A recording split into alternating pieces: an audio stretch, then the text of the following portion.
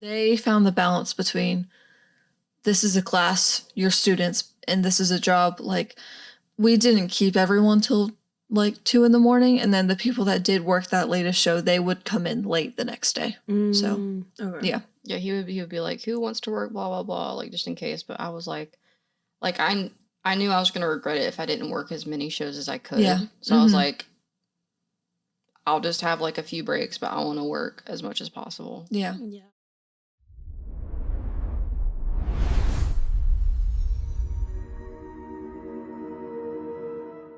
Hi, welcome back to the Spread the Positive podcast. I am your host, Mac Mantia. Today I am joined by MTSU students that attended Bonnaroo. Hello, I am Annlee Head. I'm a live production student at MTSU. And I'm Rachael Jarman. I'm also a live production student at MTSU. That's amazing. That's so cool. Okay, so y'all were at Bonnaroo. Yes. How did it feel? Like, how did all of it, what was your main, like, it was so emotion? surreal, like, being there and being like, oh my gosh, the people that I listen to, like, regularly on Spotify are literally, like, in my viewfinder. What's going on? Why is Kesha right there? Why is Still Water Gap right there? Like, that was the most surreal part for me, I think. I think mine was too. And like a part of me when I was first there, I was like, I really love working part of the live production aspect of this, but I also just want to be in the crowd and just be like, jumping up and down to the music, but like I can't. But I got to also do that with like a few artists that I also really love. Mm-hmm. So it was really just a balance and gave me an idea of like, if I'm going into like the full-time live production career in the future, I'll have opportunities to like see people that I like and also work for them at the same time, which I thought was really cool to see like both sides of it. Yeah, I bet, because, I mean, we were talking when we walked in here, off the questions, but we're talking, these were, like, artists you guys listen to. Like, you guys are familiar with these. Like, I was lucky enough to direct Mother Mother and Turnover. Mother Mother I've been listening to since, like, my 8th grade year.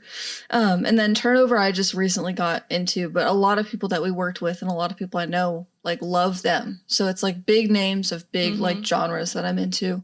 Yeah. Yeah, Mother Mother was fun. I was just, like, the replay person trying to get like little clips of them, like special little clips that you could have like a flashback on, but it's good. She did really well. For sure. Yeah. It was all really good. I watched it on Hulu live and it was my mom watched mine live because I did Modest Mouse, which I've been listening to since freshman year, so that was a huge deal. Amazing. I was freaking out, and while I was like directing it in my head, I was like, wait, am I doing this? I was like, wait, what camera are we on? I really had to hold myself back. I wanted to sing like the whole time. Like that's my big thing. But I was just dancing and I was like trying to like figure out like what clip to put next. So I was like, if I was a viewer, what would I want to see next? Because like I want to be a live concert director so bad, but it's probably going to take a while to get there. Yes. But like that is my goal. For sure. Same for me. I would love to assistant or associate direct everything. Because that's, like, you're keeping track of the music and the script and, like, you're making sure you get those right moments. You cut on the beats, like, all that stuff.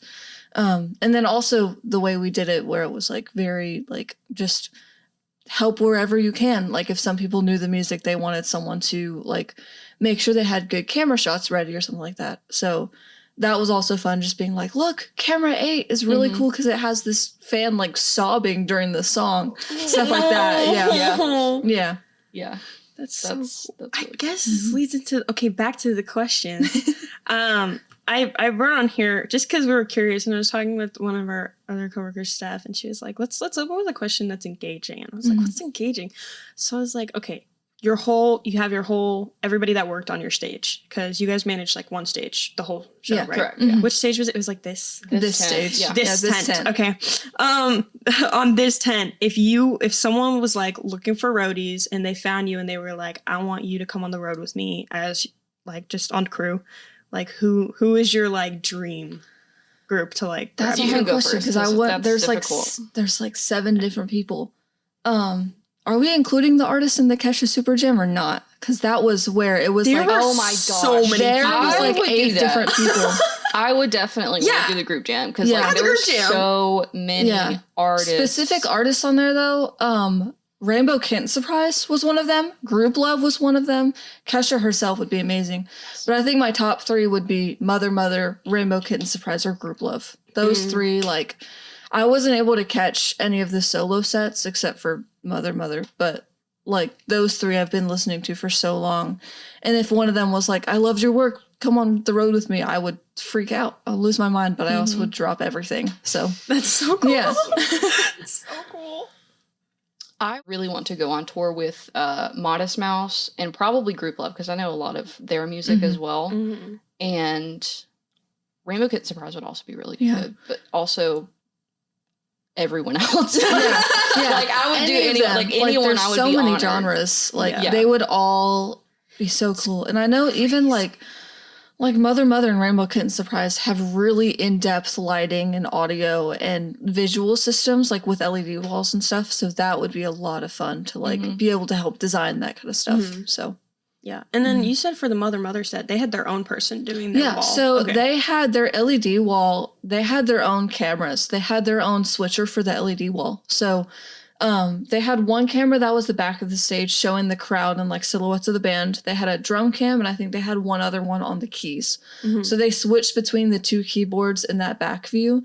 So instead of like seeing our own return, like our own cameras in that LED wall, that was so much fun because they had the cameras and they also had graphics that went on top of it.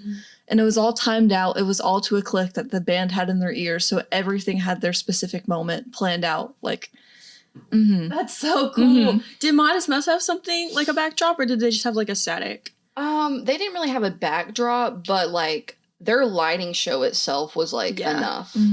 Because I was really hoping that they were going to have a show like that because one of our friends from the class, Dylan, when he did Smino's show. Oh, okay. And Smino's show was like insane. Like it was the most aesthetic show I think I've ever seen because like his lighting was just like very like silhouette based.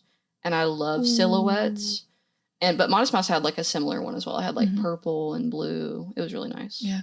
The Dares really lighting was insane. I don't know if you saw that. I was the camera operator. They had they brought in a whole rig that was like 4 or 5 different light panels with probably 20 lights on each of them. Yeah. No, I was, and my eyes are sensitive. So I was like having to do this. And I was like, wait, flashing the whole time. You had so much stuff on that stage. Yeah. There was like two different like synthy setups and then just lights, like covered in lights. And I felt bad because one of the panels didn't end up working. So they had to like take it down right before the set started. But still, like that, it was fully like based on the lights and him dancing. Like it was just a guy running around the stage with lights flashing the whole time. Colors depending on like the mood of the song, and like they would go with the tempo and stuff. And then you said he didn't have a set list, right? He did not have a set list. And you were on camera, so how was that? Not like knowing what was going to happen. Honestly, like at first, I kind of wish that I got a little bit more like camera operator practice because like you can only get so much practice if you're not part of like the wave. Yes, like I'm not part of anything like that yet, and I haven't joined it, so I haven't had like as much opportunity to really practice with a camera. Because there's so many people in the class. They're heavy. Yeah. But like I was trying to like follow him, but it's like I didn't realize how close he was gonna get because my camera's like right here, and he would be like right here, and I had to like go way up to like see his head. And Micah was like, follow, and I was like, oh my god, I'm sorry. But I finally got it down. Yeah, I finally got it down. There was a couple times where my tally was on, so like my camera was on, and I was like, I'm so sorry. Yeah. It would have went better. Yeah, it was fine. It ended up being fine. Yeah. I definitely think like there was some like, I don't want to say advantage, but like people that had a lot more practice outside of the classes. Because some people it's like only those classes, those like 3 blocks every couple of days is their only camera practice. And you're not on cameras all the time with how our classes are set up. And a lot of times it's like game shows or it's like static shots where it's like you're not tracking someone moving, like running around stage or something. So, but like just being able to be in that live environment and being like, oh, this is how it actually is. Just like you're tracking 7 different people on stage. Maybe you're only on one of them and another one doesn't want specific shots of them. So you have to adjust. Like, Oh yeah. There was, are those writers? What are they called? They're like, don't they have like preferences like the artists? Yeah. Are they called artist writers? Yeah. Writers. Okay, cool. Yeah, there was when Reagan Payne did Kesha's show, they specifically asked for her to not like have any shots with like a camera like below her, like looking up. They were like absolutely no low shots whatsoever. Yeah. Zero Like, low close-up shots. Yeah. So I was on one of the Slash cameras that was the same. It was like a foot or two below where the stage ends. So it was low enough to be considered a low shot. So I would be like, let's say Del Water Gap was on there.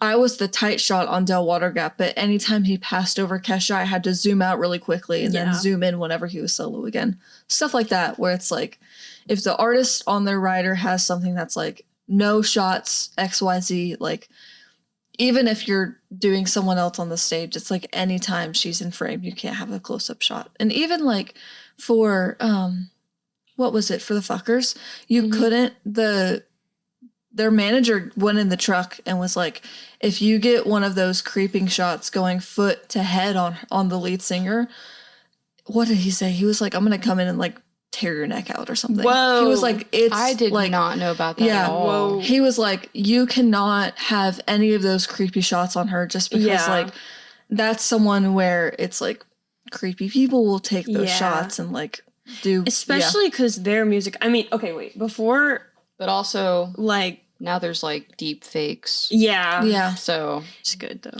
I was the front of house camera for that one, which is like like the stage right here. I'm like way back here. Yeah. To like follow her, and they kept like they switched who I was following. I guess just because like I don't know why they just sometimes things just like change during the show when you have like too many shots that are the same thing. You have to like get one that changes, so it's not boring. But I was having to follow her for most of it, and I had to keep like changing my position because I was like sitting down most of the time, and I was having to like look up, and my neck was like hurting so bad, and I was like, when am I going to get the opportunity to get up so that I can stand up? And I was like, standing up is like so much better for this because I was like dying. Yeah. Like, it was bad. I was like, I did not know. Those sets were like 45 to 2 hours long. Andrew told us that like it would get tiring, like just working a camera like that, but I didn't understand like the severity of what he was saying, you know, because you're holding it up the whole time. Like if whoever set the camera up didn't balance it right, you're literally pushing it up or pulling it down the whole time. So, and even like I was the pit grip a lot, so I was helping the handheld camera in the pit. I was making sure that like the wire wasn't tripping them or like no one was going to walk into them while they had a shot, stuff like that. So first of all, it's like bodyguarding the camera. And second of all, you're holding this cable the whole time and you're wrapping it and you're unwrapping it as fast as you can. I'm so that, not that great at that. That gets tiring. Like that was one of the things that I had experience with going into it. So there were a lot of people that were like nervous to take the position because it was just so much wrapping and like you had to stay with the camera operator and just be fast. See, I would eat that up. I had so much fun. Because in the pit, you're in between the crowd and the artist. So you can like watch the artist, you can interact with the crowd, but you can also like be one of the photographers down there because you're with all the videographers and photographers. So yeah, it's a cool balance, but it's a lot to do like a 2-hour set because I was the Modest Mouse pit grip as well. Yeah, I was about to ask you how that went. So because I remember when we got done, I went out there and I was like, oh my gosh, thank you guys so much. That went so good. And then you go, that was so much fun. Yeah. Because I was literally like, I was pushing the security guards out of the way because they were stuck in their spots because they were, what are they, crowd surfers for Modest Mouse? Yes. Yeah, there were so many crowd surfers. So the security would have to run up and grab them. So anytime someone would crowd surf, I would have to like grab my operator, not like hug her, but like guard her so no one hit her. But there were other times where I literally had to shove security guards and photographers out of the way because they would just not like, they would be looking in their viewfinder and we would be looking in ours, and I was the person that had to be like, hey, this camera's live. Like that might have been because there was I'm sure you could like see it on YouTube, but there was like one point during the Modest Mouse show where the pit camera's on and then it goes down and then I change it. I think that might have had to do with the crowd surfers maybe. I'm assuming. Also that like there was just so much mud, and those gates had a lot of like The mud was tugs on them. Oh gosh. Yeah, I Oh my left that gosh. one. I left Modest Mouse. My entire arm was covered with mud from holding it and wrapping it. Because just like anywhere outside of where like the pit is, it's all mud. So if the camera operator wanted to go like around around any crevices or things, it would just get covered in mud. Yeah. So I was working a set, it wasn't live or anything, and we had to like follow grip, so we had to, wrap our cables behind the camera. And the feeling of dried mud on your skin is the worst, because there's like pebbles and stuff and walking. It's the worst feeling. I can't even imagine, like, because Noah Khan's set when he was like, it's like, y'all gonna get trench foot and all this stuff, and I'm like, I don't even want to think about it. And the crowd responded, yes, we do. Like, oh, y'all. So, I commend you, magical humans. Two of my tips: work gloves and waterproof boots. Even like I wore Doc Martens and my feet were dry the whole time, but like there were some people in like tennis shoes, some people in just like Tim's, like where it just soaks the water through it. Like I am so glad that I got boots. I saw people in the geese pit with like Nikes on, and I was just like, those are ruined. White Nike tennis shoes, like Air Forces, just demolished by the mud. Yeah, I saw a bunch of demonias. Is that what they're called? The big like metal. They're like the ones with the metal brackets all the way up, just completely torn and stuff from people dancing. Yeah, because those shoes, I saw stories of like the soles fell off. Yeah, where it's just like you just have cloth. That's all you have now. So.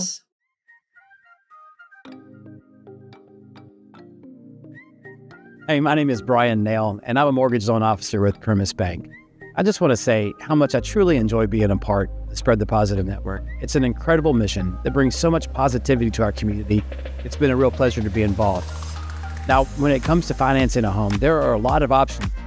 And in a market like today's, having the guidance of a trusted local professional can make all the difference. Whether you're looking to purchase a new home, second home, an investment property, or explore refinancing options, I'd love the opportunity to earn your trust and help guide you through the process. If I can help you nail your mortgage, give me a call at 615-243-3976 or visit nailyourmortgage.com. Well, I guess, do you feel like you were like prepared for all this stuff from the class? I think Andrew prepared us a lot. I feel like he definitely was like, he told us everything we need. Like we got lists of stuff to bring where he was like, we're going to do Sharpie checks. We're going to make sure you have the right shoes on. I think there was one of the things where he was like, if you have the wrong shoes on, we're going to send you back to get some or something. I don't know if that was a part of the syllabus, but I feel like it was. He said if you show up with open-toed shoes, they will send you home. Yeah. So, which I felt really bad because I like forgot to bring a Sharpie. And I was the like DIT, which is basically just making sure that the show stays recorded. Like making sure that you record for like all the key pros. It's just, I'm still learning tech stuff, but that's basically what it is. And I felt bad because like I was having to make labels and I didn't have a Sharpie, and I was like, do you have a Sharpie? And he was like, and then there was someone else that asked for a Sharpie, and Andrew was like, does nobody bring Sharpies to work anymore? Like he was being serious, and I was like, I'm sorry. But now I know. Yeah. Like I had almost remembered it, but I had to like drive back and I didn't have time and I forgot it. So but I've really realized how important it is to like have your equipment and have the stuff Sharpies, that you need. gaff tape, go bag, flashlight, carabiner to like for camera operators that are doing handheld, like the grip, if there's no carabiner to do slack, like if you pull on them, you're pulling the camera out of their hands, like stuff like that. Trying to think of other things. He even was like, I really appreciated it. He was like, if you're on a camera that's on a tripod, bring extra waters in case the crowd needs any. Take care of the crowd. Crowd safety over the shot. Like, that's so cool. At the like the front row of people, like in front of the, I guess you would call it like a gate. I guess. Yeah, like in the pit. Like barricade? Yeah, like in the pit, basically. Like, there was, like, just boxes of water just, like, lined up under the gate. And the security guards would just, like, take some and be like, does anyone want any? And they just, like, and just toss it. Yeah. That's so cool. Yeah, it was really sweet. Our professor, like, he has so much experience, but he worked Astroworld. So he was like, after doing that, he learned that taking care of the crowd is more important than getting your shot correct, because like watching that happen, he was like, people were climbing on top of the tripods, but we didn't know what was going on, so we had to just like kick him off. And he was like, I feel terrible about like how that happened.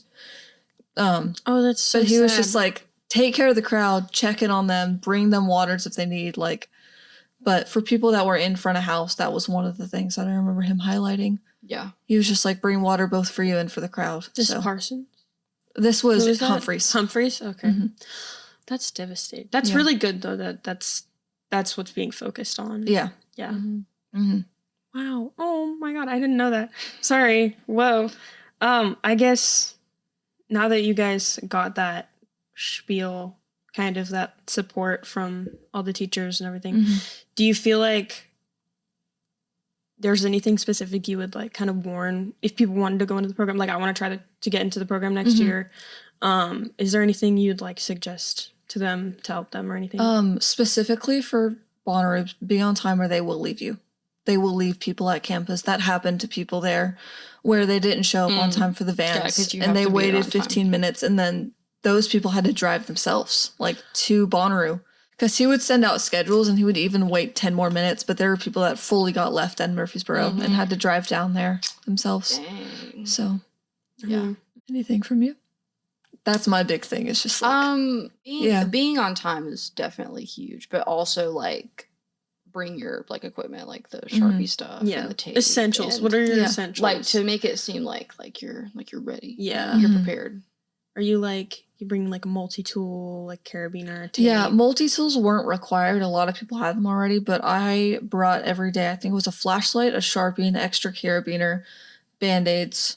One of the tech teams had a semi-truck. So the semi-truck was parked in the walkway, and the only other part of the walkway had a forklift with the forks all the way down, just like perpendicular to where you were walking. So... There were other people that tripped on it before me, but I was the first person who literally fell. There's a lot of stuff that I did not know that I'm hearing now. My knees were extremely bruised. Like, they're finally healed now, but there's, like, large scars on my knees from falling into the gravel and mud. But, yeah, and also taking care of yourself. Like, that's a prime example where, like, my other team members were like, okay, you're not going to be standing. Like, go sit down. Let's take you to the medical tent. Like, there were people from the crew who went with me the whole time. And that also has to do with, like, you have to plan out your meal breaks, like whenever you're off or in between sets, going out and getting a meal quickly, making sure you're hydrated. Like, that was a big thing, is that heat exhaustion, it just hits you. So like, you won't feel it coming. You will just pass out. That's another thing. Like, speaking of passing out, make sure that, like, especially if you're like operating a camera or something, keep your knees bent. It's like choir rules. Because like when I was doing camera operation, I think it was for the EFers for a while, I was like, I had my knees locked and I was like, why do I feel weird? Like, my head's getting light. And then I was like, oh, I need to bend my knees. Yeah. And also, like, there's not a lot of sleep going on. Yes. I only got like 5 hours of sleep. I was between 4 and 6 hours of sleep every night. Because if you're working the late shifts, you're probably going to be in early the next morning. So there were some shows that went until 2:45 in the morning. So that means people didn't get home until 4, didn't get to sleep until 5. So if you're going to sleep when the sun's rising, like, that's whenever you have to make sure you're going slower the next day. You're eating a lot. A lot of caffeine was consumed there. And then I was very happy about our professors canceled class the day after. They were just like, sleep it off, like, recover. So, but yeah. I was like very thankful that they're like very understanding about that too. Like, What they're laid back, but they also like have enough rules to where it's like balanced out, you know? Like, they're like, this is a job. Like, you may be paying for the cost, but this is still like, there's a giant corporation depending on you to get this stage recorded for them. That's so cool. That must be stressful though. Like, how much prep did they do for the actual like recording process and like how it was going to get into Hulu or anything? Did they tell you that, or did they just run it like a normal session? They did all of the like transferring to Hulu themselves. The whole time our professors were sending footage to Hulu, to MTSU, getting all the photos together, getting everything from the marketing team. So we were lucky they did all that. Like, we only did the capturing and the organizing. That was it. Okay. But yeah, they found the balance between, this is a class, your students, and this is a job, like, we didn't keep everyone till like 2 a.m. And then the people that did work that latest show, they would come in late the next day. So, yeah. Yeah, he would be like, who wants to work, blah, blah, blah, like, just in case. But I was like, I knew I was going to regret it if I didn't work as many shows as I could. Yeah. So I was like, I'll just have like a few breaks, but I want to work as much as possible. Yeah. Yeah. What amenities did like Bonnaroo give y'all? Like, I know you said someone said something about like meal tokens. Yeah, we had Yes. meal tokens. So Okay. we were given between 2 and 4 every day. And that was like an $18 credit. So we could go to any food truck or food vendor and give them that and just get $18 worth of food, which at first it was like we were a little bit nervous because it was 2 meal tokens. And then by the last day, a lot of people had extras. Mm-hmm. So it was like in between pretty much every set, you would go refuel up. Like you would get like if you spent 2, you could get like a main, a side, and a drink, something like that. Okay. Yeah. That's cool. There are also different like bathroom styles. There were some that were like permanent bathrooms and some like porta potties. And then the first day we didn't get a lunch meal token, but we went and ate in the staff tent, and that was so good. Oh, yeah. It was like so a whole good. like catering thing. It was like a majority of staff would go there Mhm. and eat, which all the tables and like seats were taken. yeah. But I mean, it was still really good. Yeah. It was like a whole restaurant, like did buffet style food for everyone. And then the second So- day, they were like, "Yep, you don't get that anymore." Mhm. I was like, "Come on." Stay psych Yeah. right now. I did get to try a lot of food though. I had tikka Mhm. masala one day. I had Oh, yum. I went and got burritos. I went and got tacos. I went and got macaroni. Like there's Mhm. a macaroni truck, and I was like, this is cool because it's like No, they- businesses you wouldn't know. Yeah, there were some like very good food options, but I will say that like if I was spending my own money, like I would be very mad because like the prices were insane. Like there was Yeah. this one deal where it was like, which someone else told me about this. I didn't see this one, but it was like 5 corn dogs and a basket of fries was like $50. Yeah, because they And also Like mini? they Like had, little like- baby corn dogs? No, it was full size. But that's still like $10 to corn dog. $10 a corn dog? Yeah, That's long corn crazy. dogs.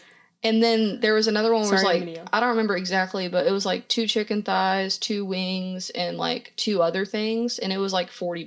Mhm. That's And crazy. I was like, and the bucket was so small. After like a Like, people were $400 getting that. ticket? Like, no. Yeah. Yeah, no, it's already so Mhm. expensive. Oh my Mhm. gosh. Yeah, the like MTSU deal was like 300 for A 4-day. a 4-day, which was like, I was like, that's the deal.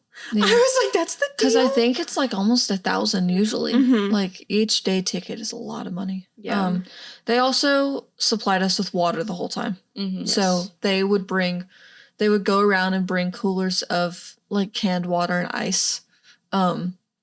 Trying to think of anything else. The medical tent was right beside us, which was great for Yeah. people who needed to use it. So I guess speaking of tents and taking cover, there was a period of time where you guys had to take cover. yes, we had Oh, everything got evacuated Yes. because storms rolled in, and Oh my- it was everyone at- had to fit in the truck. which set was it that it was in the middle of? It was Buffalo traffic. Yeah, jam? Buffalo Traffic Jam. We were literally in the middle of their set.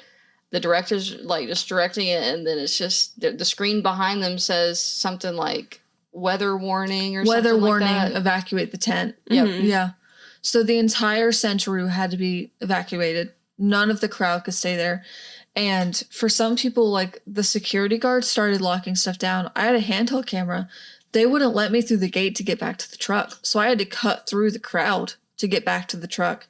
By the time I got there, they were like, you have to stay here because they're evacuating everybody. Mhm. So I saw videos of people like under trucks and Yeah. like hiding on the outside of the tents because you couldn't be in the actual Yeah. venue. mhm. That's so scary. Yeah. Were you in the truck?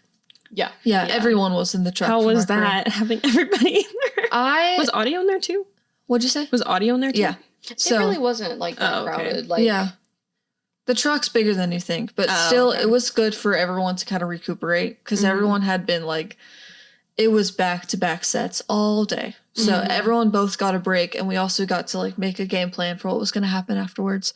Cool thing though, we were one of the only stages with the RoboCam, so they put us on the broadcast to show all the other stages, yeah, and we just spun our robo around. The robo operator didn't realize that like people were still watching, and the professors were like, hey, Thomas, keep moving it around. People are watching. They don't know what's going on. Yeah. And he was So like, it was oh. like every like production company. So he was there. just like slowly, just gradually moving it around, Yeah. just like showing everything. So we showed like what the tent looks like, just the mud, like nasty in front of the stage. Mhm. And then we spun around and you could see Centeroo. So you could see everything slowly getting flooded. It was funny at one point, he zoomed in on the truck. There was like a slit in the tent where you could see the MTSU logo. So he like zoomed in on that and then zoomed out and then went back to showing everything. Oh, that's cool. But yeah. It's so funny. Yeah. Just me. So I think that was Rest of Buffalo Traffic Jam. Couldn't go back on. And then I think Hemlock Springs.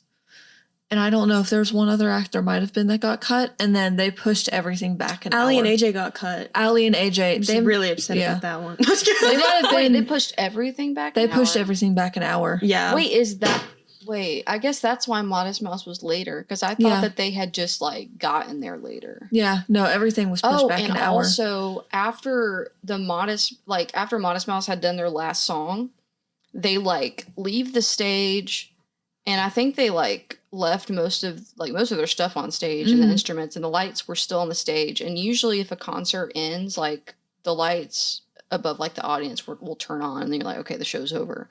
But that didn't happen, and everyone was going Modest Mouse, like this encore for like so long, and they just never came out. Everyone included, just started packing like, stuff up. We all thought there was an encore as well. Because they had 10 minutes left. They had 10 minutes left, but Hulu cut us, so that's how we knew there wasn't an encore. Yeah. Hulu cut us, but everyone was still going, because I don't know if we realized. But Andrew ended up like putting it live again, because he thought that they were going to come back out too. Yeah. He was like, there's So- no way they're done. And they were done. And I was like, dang, Yeah. that sucks. Because everyone was just standing there, just being like, wait, hold on. Yeah, I remember because I had it on. I just had it on because I was sick that weekend. And yeah, I remember when the weather advisory came up. It was right in the middle of Effort's, like in between the Buffalo Exchange and Effort set is when it came up as the warning thing. And I texted Annlee and I was like, Annlee, what happened? Yeah. And they were like, I'm in the truck. It's raining. It's like, oh gosh. Yeah. But yeah, no, that was a good set. I liked Modest Mouse. They were fun. Thank you. Yeah, I liked them. And the Dare. I also watched the Dare. Yeah, the Dare was fun. The Dare was so much fun. The Kesha one was really fun too. They were all really good. You guys did an amazing job. Like, kudos to the whole team and specifically y'all. Like, it was so much that fun. was hard. Yeah. Guys did amazing stuff. Yeah. But it was cool. We watched like other stages back, and our professors were like, y'all are on the same level of like stuff. They might have more cameras or like different placements and stuff, but like it's on the same level. So it's very good to hear from other people. Yeah. That's so cool. So, okay. Kind of wrapping it, I think, around that time. So I was going to say, were there any moments or experiences that you're going to like take and then bring to other sets, or any like mistakes you made or anything where you're like, now I know what not to do, or now I know what I do, like what's your like flow state, anything like that? Going back to the Modest Mouse set, just because like when you're like in charge of like directing an entire show, that's like the most that I took from this is like, I felt like I could have educated myself a little bit more on like, well, you can only do so much at festivals because like you only know so much, and I got the set list only a few minutes before they went on. So I didn't really have much time to really process like, okay, this song is gonna have this beat, you know, like I had to work like in time, which was fine because like I love music and I can like work with the beats and stuff because like I used to make music all the time. But I wish that I knew that there was another drummer. Because during the set... Oh, that's evil. During the set, there was one Marshall cam that we had on one of the drummers, but the guy that was going crazy was on the other drums, and I didn't realize there were other drums. And then we also had a RoboCam that didn't work. But I ended up working out because I used one of the Slash cameras to focus on the drummer, but I didn't do that until like the third song. And I wish I would have like thought about that sooner. But the show ended up being fine because, like, as long as you have like full stage shots, like that's still good. But I just kind of wish that I would have put some spotlight on him for the first two songs. Yeah, there was like Mother Mother. I knew that set back to forwards. There was only one song that I didn't know, and that was the unreleased song that they played for the first time.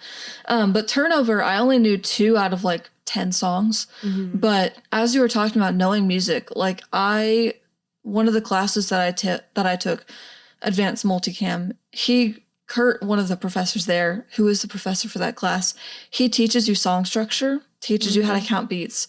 So in my brain, I was like, oh, the drums are kicking in, the chorus is about to start, stuff like that. Key is changing, we're going to a bridge, the song's probably going to end soon.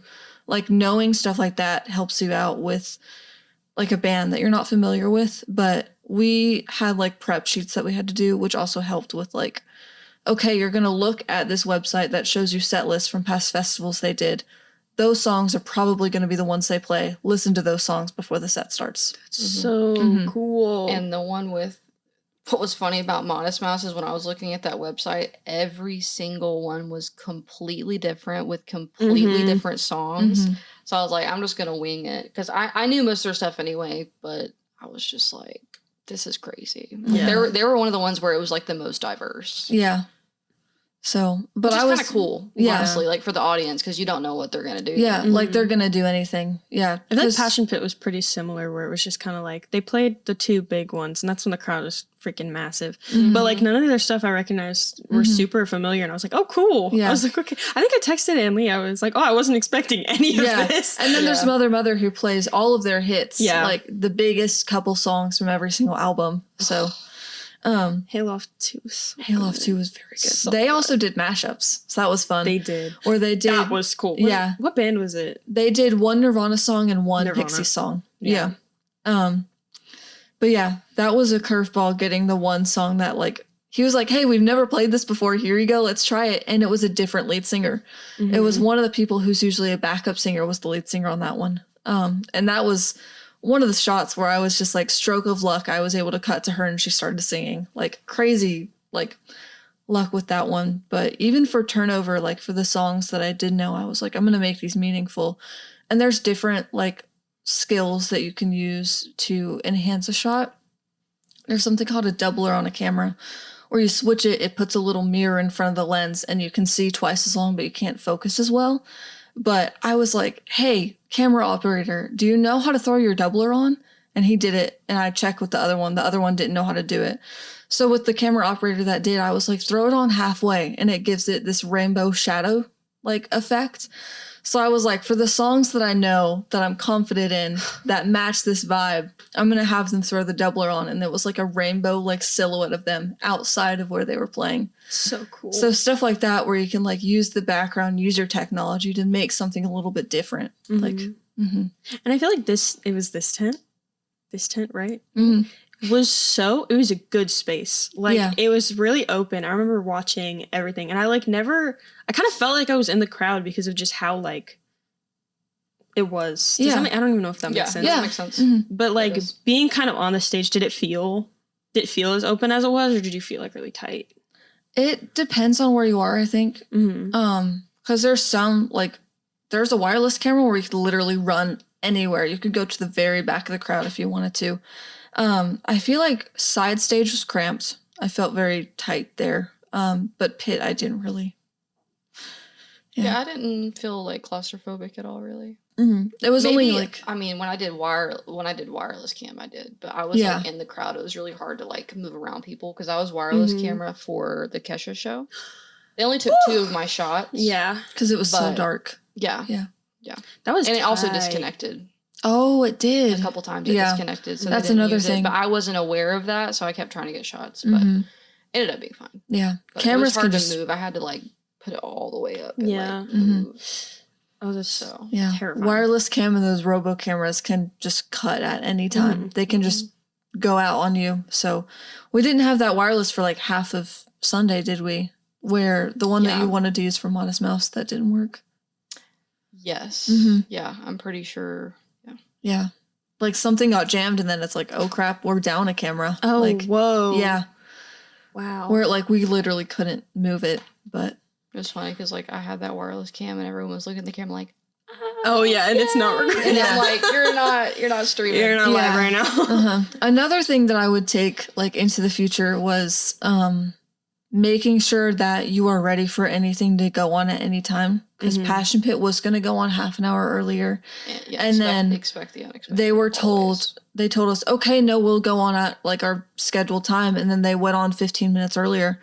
And I was the AD, so I was there like beside the director, and the TD walked out and they went on as soon as he was like unable to be there. So I literally jump, like get out of my chair, go over to there, like take the shots on the switcher for the first minute. And then he walks back in. I take a shot. I jump out of the seat. He jumps in.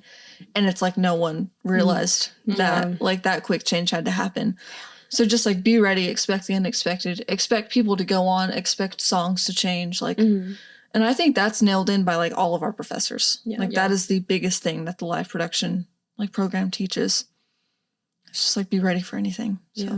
Do you guys think you want to keep going with it? Is this your like, did it kind of solidify that? Yes, absolutely for me. Yes. Yeah. 1,000%. I'm down to take the 14-hour days if it means that I'm working in like the live environment. Because I've always been like, if I'm not on the stage, I want to be behind the stage. Yeah.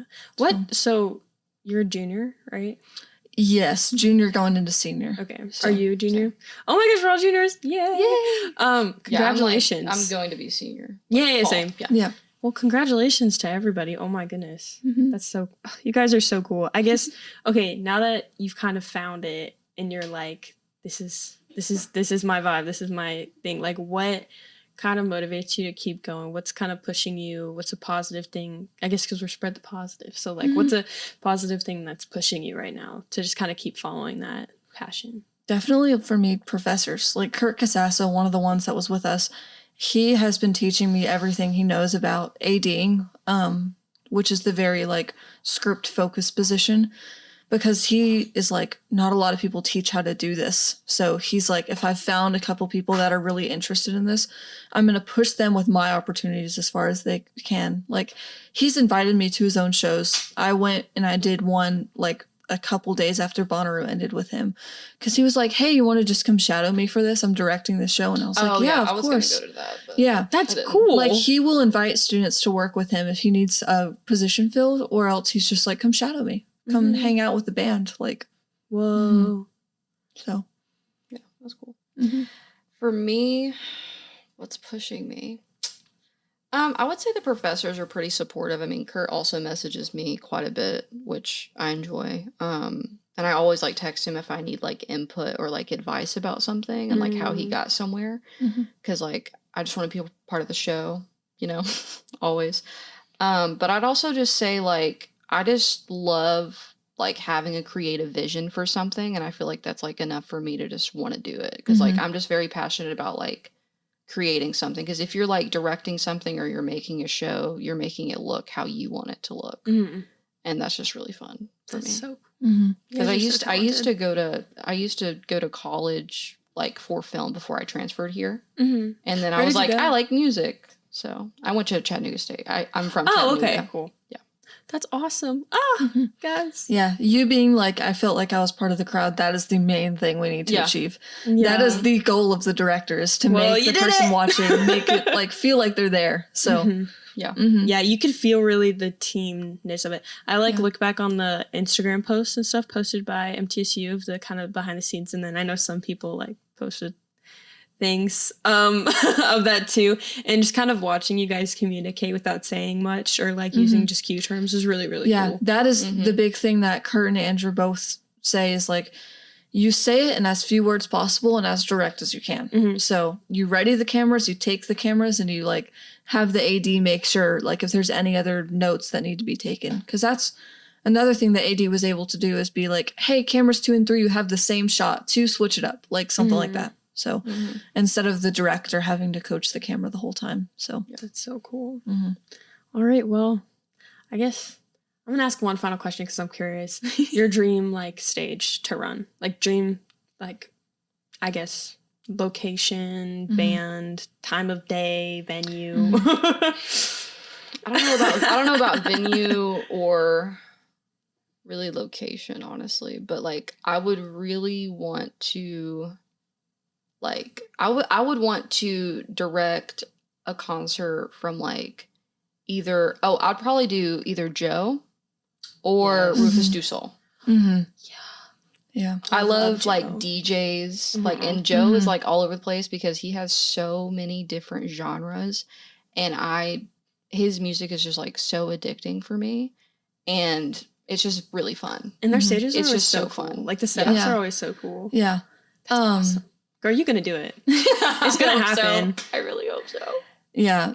One of the bands that like pushed me to do this career was 21 Pilots, because I would go to their shows. I was literally just about to say I would go to their shows and I would be them. like, oh my gosh, this production is incredible. They've got lights going on. They've got graphics. They have like specific animations that play on the background specific to those songs. They include like fan artists in there. There was one time where it was the Clancy tour, and one of their graphics was literally just fan art of people. Their shows are I want to go to their concerts so bad, because I was just about to say like 21 Pilots would also be insane, because it's so incredibly scripted. They catch every single moment. Like there are times where the lead singer's just standing there, and then all of a sudden a tambourine is perfectly thrown into his hands and he starts going, like stuff like that. Everything is to a T, but like their creative team is incredible. It's just like being a production student, being at one of their shows. It's like there's so much that goes into this that no one realizes. Just like, that's so you guys are gonna do it. It's gonna happen. I hope so. Yeah, it's gonna happen. Well, you're already starting it now. Yeah, I think that's the biggest thing is you guys are like getting your foot in, and you have these people and this like great support system. And I don't know. I'm so grateful. Thank you for coming on to the pod. Yes, of course. Is there any last words, shout outs, or anything? You can point at your camera. Let's see. Up to you. Blu-ray or television is like one of the things that has helped me like really get into it. MT_the wave on Instagram. That is the music-based television show that only MTSU students run. So that's a very good opportunity to be in. A lot of the people we worked with at Bonnaroo run on that show. So shout out to all of them. So I would say, there's a person that I had to interview for like something for my music class. It's a recording industry class. His name's Killian Devine, and he works for Noah Khan. And he's basically like the tour colorist. So he does like the filters and everything for the IMAX screens, which is really cool. So shout out to him, and shout out to MTSU for giving us this opportunity, because that's pretty insane. Kirk and that's how he got there too. Yeah. Yeah, he went to MTSU and now he's working for Noah Khan. There's so many people, like so many connections. Part of 21 Pilots' crew is MTSU alum. So that's so cool. Yeah. Guys. I would cry. I also would. Yeah. If I worked for them. Because like right now, like my playlist is literally just Joe and 21 Pilots. Like I'm not even lying. Yeah. It's just them two. Like I cannot stop. They inspire so many people. Like, I mean, both of those artists and so many other people, they inspire they inspire people to get in this industry. They inspire artists, they inspire musicians, they inspire people who want to know how to write for other people, like all of those things. One of your pieces was up on the wall. Yeah, that graphic I was talking about, like, one of my art pieces was on that graphic on the LED screen during the show. Yeah. Oh, it's crazy. Insane. It's crazy. How did that happen? Tagged them on tagged them on Twitter. Tagged their manager on Twitter. Her art's awesome.